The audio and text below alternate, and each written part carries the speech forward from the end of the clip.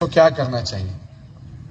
میں P H D ہوں medicine میں، لیکن میں نے کبھی کسی کو میڈیسن ریکمینڈ نہیں کرتا۔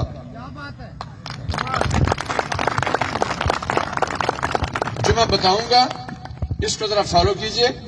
جن لوگوں کے پاس اپنے موبائل ہیں وہ بے شک یہ جو میرا کلپ ہے یا جو میرا جو پوز ہے اور جو کرنے جا رہا ہوں اس کو بے شک اپنی کیمرے کی نگاہوں سے محفوظ کر لیجیے گا۔ آپ ہیں، گراؤنڈ میں ہیں، سڑک پہ ہیں، گاڑی چلا رہے ہیں یا کہیں بھی جا رہے ہیں، تو جب آپ کو محسوس ہو، دیکھیں کہ میرے اس سینے میں درد اٹھ رہا ہے اور پھر میرے کندھوں پہ وزن جا رہا ہے اور سانس میں دشواری شروع ہو گئی ہے اور زیادہ برڈن میری لیفٹ بازو میں چلا گیا ہے اور آپ کو محسوس ہو رہا ہے کہ میری جان بلب ہے، نکلنے والی ہے، تو آپ کو سمجھ جانا چاہیے کہ یہ ایک ہارٹ اٹیک ہے۔ تو how you can escape from that, آپ اس پوزیشن سے کیسے نکل سکتے ہیں؟ اگر آپ چل رہے ہیں تو آپ بالکل آرام سے کھڑے ہو جائیں، گاڑی میں ہیں تو باہر نکل آئیں، کھڑے ہو جائیں۔ اگر آپ گھر میں ہیں تب بھی ایک مرتبہ کھڑے ہوں، تاکہ ہو سکتا آپ کے کھڑے ہونے کے پوز سے آپ کا جو کلاٹ آپ کے ہارٹ میں آیا وہ نکل جائے۔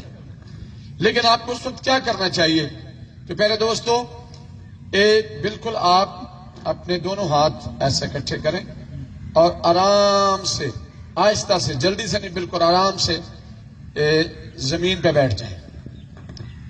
آپ زمین پہ بیٹھنے کے بعد آپ کو کیا کرنا ہے؟ یہ اللہ تبارک تعالیٰ نے آپ کے ناک کے بالکل دونوں جانب دو غدود عطا کیے ہیں جن کو ایڈینائڈ گلینڈز کہتے ہیں۔ ان کے سینٹر میں ایک پردہ ہے بالکل۔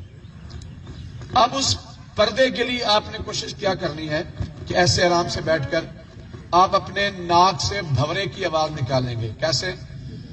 انہیل کریں گے اور آہستہ آہستہ آواز نکالیں گے۔ انہیل کریں اور آپ کریں گے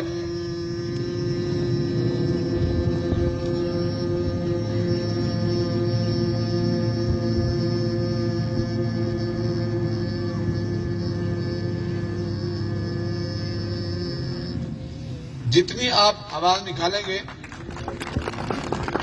اب اس سے ہوگا کیا؟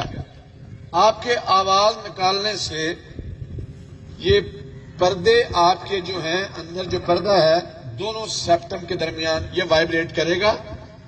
جب یہ وائبریٹ کرے گا تو اس کی وائبریشن کے نتیجے میں آپ کی باڈی میں نائٹرک آکسائڈ بنے گی، اور آپ جانتے ہیں نائٹرک آکسائڈ باڈی میں جب بنتی ہے تو آپ کے کلاٹ کو، جہاں بھی کلاٹ آئے گا، برین میں آئے یا آپ کی کسی بھی ہارٹ میں آئے، جب یہ بنیں گے نائٹرک آکسائڈ تو وہ کلاٹ ڈیزالو ہو جائے گا اور آپ کا ہارٹ اٹیک بالکل آہستہ آہستہ ختم ہو جائے گا اور آپ ٹھیک ہو جائے گا۔